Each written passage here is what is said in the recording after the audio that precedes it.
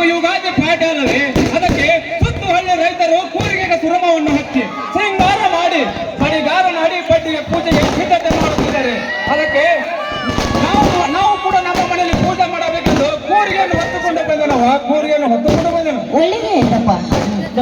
ಈ ಕೂರಿಗೆಯನ್ನು ಸುಮ್ಮನೆ ನೀನು ಮಡಿಬಾಳು. ಎತ್ತುಗಳನ್ನು ಮೈ ತೊಳೆದುಕೊಂಡು ಬಾ. ಪೂಜೆಗೆ ನಾನು ಸಿದ್ಧತೆ ಮಾಡ್ತೀನಪ್ಪ. ಆಯ್ತವ, ಹಾಗೆ ಆಗಲಿ.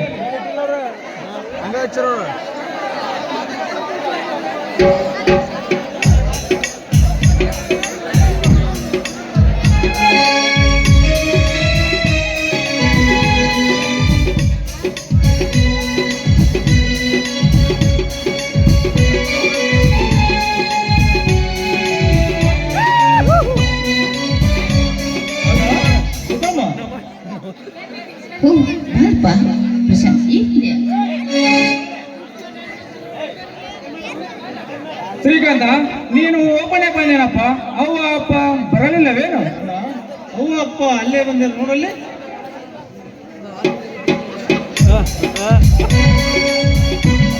ಬಾ ಪಾರ್ವತಿ ತಂಗಿ, ಈಗಲ್ಯ ತಮ್ಮ, ಈಗಲ್ಯನಪ್ಪ? ಇದೀಗ ಬಂದಿದೆ. ಚಿಕ್ಕಪ್ಪ, ಚಿಕ್ಕಮ್ಮ, ನೀವು 3 ಜನ ಅಷ್ಟೇ ಬಂದಿರ. ನನ್ನ ಮುದ್ದಿನ ತಂಗಿ ಸೀತಾ ಬರಲಿಲ್ಲವೇ? ಇಲ್ಲ ಪ್ರಶಾಂತ, ಅವರಿಗಂತರೂ ಕಾಲೇಜು ರಜೆ ಕೊಟ್ಟಿಲ್ಲ. ಅದಕ್ಕಾಗಿ ಸೀತಾ ಬರಲಿಲ್ಲ. ಶ್ರೀಕಾಂತನಿಗೆ ರಜೆ ಕೊಟ್ಟಿದ್ದೆ, ಅವನು ಬಂದಿದ್ದಾನೆ ಅಪ್ಪ. ಇರಲಿ ಬಿಡು ಚಿಕ್ಕಮ್ಮ. ಶ್ರೀಕಾಂತ, ನಿನ್ನ ಕಾಲೇಜು ಮುಗೀತೇನಪ್ಪ? ಇನ್ನೂ ಇಲ್ಲಣ್ಣ. ಈಗ ತಾನೇ PUC ಎಕ್ಸಾಮ್ ಬರ್ತಿದ್ದೇನೆ, ಪಾಸ್ ಕೂಡ ಆಗಿದೆ. ಹಾಗಾದರೆ ಯಾವುದಾದ್ರೂ ಒಂದು ನೌಕರಿಗೆ ಅರ್ಜಿ ಹಾಕಬೇಕು ತಾನೆ? ಪ್ರಶಾಂತ, ನೌಕರಿ ಎಂಬ ಶಬ್ದ ನಮ್ಮಂತ ಬಡವರಿಗೆ ಕಲ್ಲುವುದಲ್ಲಪ್ಪ. ರೈತನ ಮಕ್ಕಳಾದ ನಾವು ಈ ಭೂಮಿ ತಾಯಿಯಲ್ಲಿ ದುಡಿದು ಅಂತ ನೌಕರಿವಂತವರಿಗೆ ಅನ್ನ ಕೊಡುವ ಕೈ ಆಗಬೇಕು ವಿನ ಅವರ ಕೊಡುವ ಹಣಕ್ಕೆ ಚಾಚುವ ಕೈ ಆಗಬಾರದು. ಪ್ರಶಾಂತ, ನಾವು ನಾನೆಷ್ಟು ಹೇಳಿದರು ನಿಮ್ಮ ಚಿಕ್ಕಪ್ಪ ನನ್ನ ಮಾತನ್ನೇ ಕೇಳುವುದಿಲ್ಲ. ಇರುವ ಒಬ್ಬ ಬಗ ಇದ್ದಾನೆ.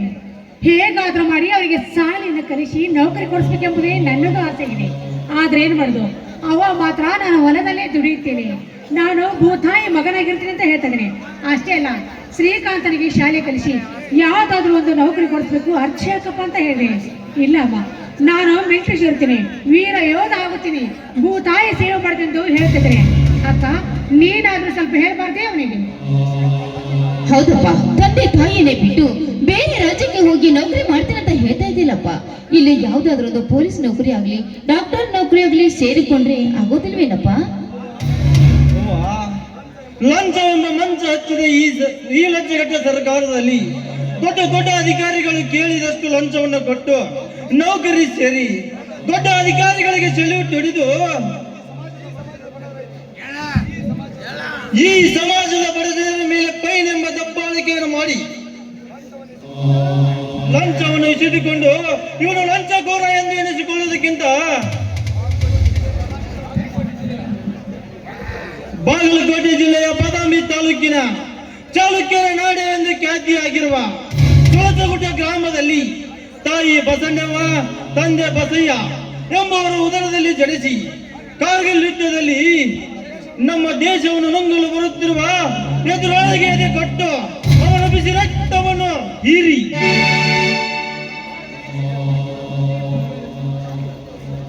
ನಮ್ಮ ಭಾರತದ ದೇಶದ ಸಲುವಾಗಿ ತನ್ನ ಪ್ರಾಣವನ್ನೇ ಕೊಟ್ಟಂತಹ ಶಿವಯ್ಯನಂತೆ ಧಾರವಾಡ ಜಿಲ್ಲೆಯ ಕುಂದಗೋಳ ತಾಲೂಕಿನ ಬೆಟ್ಟದೂರು ಗ್ರಾಮದಲ್ಲಿ ರೈತರ ಮನೆಯಲ್ಲಿ ಜನಿಸಿ ಕಾರ್ಗಿಲ್ ಯುದ್ಧದ ಸಲುವಾಗಿ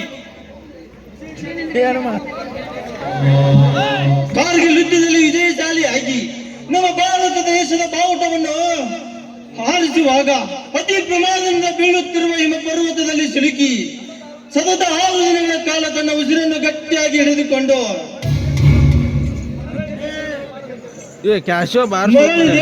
ಮಾಡಬೇಕೆಂದು ಕನಸು ಹೊತ್ತು ಭಾರತೀಯ ಮಾತೆಯ ಮಡಿಲು ಸೇರಿ ವೀರ ಸ್ವರ್ಗ ಪಡೆದನಲ್ಲ ಆ ಹನುಮಂತಪ್ಪ ಕಪ್ಪಳವರಂತೆ ಒಂದು ವರ್ಷ ಬಾಳಿದರೆ ಸಾಕು, ನನ್ನ ಜೀವನ ಸಾರ್ಥಕವಾಗುತ್ತದೆ.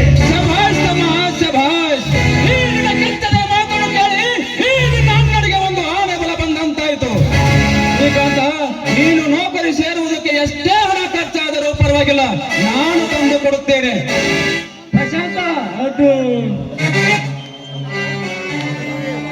ಅದು ಇದು ಏನಿಲ್ಲ ಒಂದು ಹಣ ಬಿಡ್ರಿ.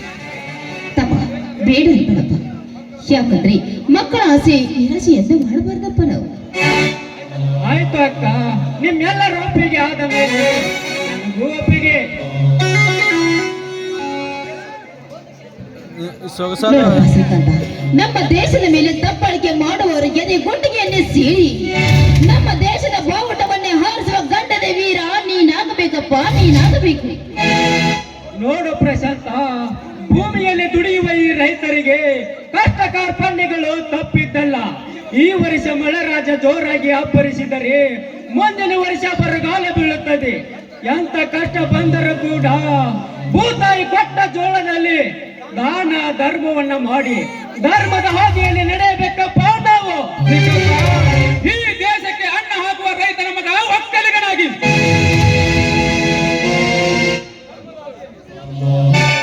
ಧರ್ಮದ ಹಾದಿಯಲ್ಲಿ ನಡೆಯುವ ಜನರಿಗೆ ಧರ್ಮದ ನವಳಾಗಿ, ಬಡವರ ರಕ್ತ ಹೀರುವ ಶ್ರೀಮಂತ ಕುತಂತ್ರ ಕುಲಗೇಡಿ ನನ್ನ ಮಕ್ಕಳಿಗೆ ಕಾಳಿನ ಸರ್ಪವಾಗಿ, ಮುತ್ತೈದೆಯರ ಮಾಂಗಲ್ಯ ಕಾಪಾಡುವ ಮಗನಾಗಿ, ಈ ಸಮಾಜಕ್ಕೆ ವಿಷ ಕಾರುವ ವಿಷ ಸರ್ಪಗಳಿಗೆ ಕರುಡನಾಗಿ, ಈ ಸಮಾಜದ ಹೆಣ್ಣು ಮಕ್ಕಳಿಗೆ ಅಣ್ಣನಾಗಿ, ಸಂತರ ಶರಣರ ಪಾದರಿಗೆ ಕಮಲಗಳಿಗೆ ಶಿರಬಾಗಿ ಶರಣಾಗಿ ಧರ್ಮದಿಂದ ಬದುಕುತ್ತೇನೆ. ಆ 7 ಕೋಟಿ ಭಂಡಾರದ ಒಡೆಯ ಮೈಲಾರಲಿಂಗೇಶ್ವರನ ಪಾದ ಸಾಕ್ಷಿಯಾಗಿ ಅಕ್ಕ, ಎಲ್ಲರೂ ಹೀಗೆ ಮಾತಾಡ್ತಾ ನಿಂತರು ಅಥವಾ ಒಳಗಡೆ ಊಟಕ್ಕೆ ಬರ್ತಿರೋ? ಒಂದು ಸೊಗಸಾದ ಗೀತೆ ಹೇಳ್ಬಿಡ್ರಿ. ದೊಡ್ಡಮ್ಮ, ಊಟ ಮಾಡೋ ಮೊದಲು ಇದೇ ಆನಂದ ಸಂಭ್ರಮದಲ್ಲಿ ಎಲ್ಲರೂ ಸೇರಿ ಒಂದು ಹಾಡೋಣವೇ? ಬಾವಳ ಆಡಿ ಆಯ್ತಪ್ಪ ಮಗನೇ, ನಿನ್ನ ಸಂತೋಷವೇ ನಮ್ಮ ಸಂತೋಷ.